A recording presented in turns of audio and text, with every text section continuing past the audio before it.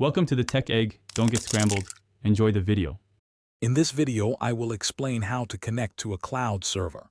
First, ensure you have your server's IP address or host name, along with your username and password or SSH key.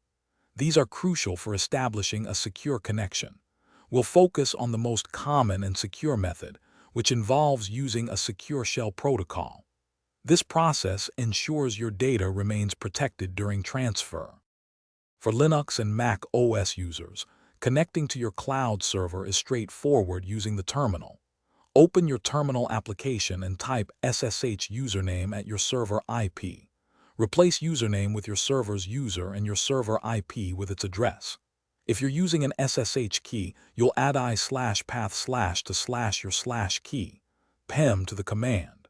After entering your password or confirming your key, you'll be securely connected. Windows users can connect using PooTTY, a free SSH client. Download and install PooTTY, then open it. In the session category, enter your server's IP address or hostname in the hostname field. The default port is 22.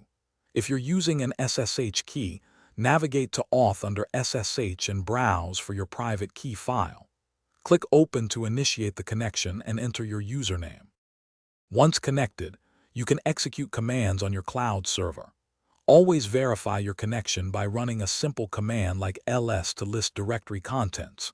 For security, ensure you use strong, unique passwords and keep your SSH private key secure. Remember to disconnect properly by typing exit in your terminal or closing the PooTTY window. This ensures a clean session termination. Thanks for watching. Consider subscribing if I helped unscramble your problems.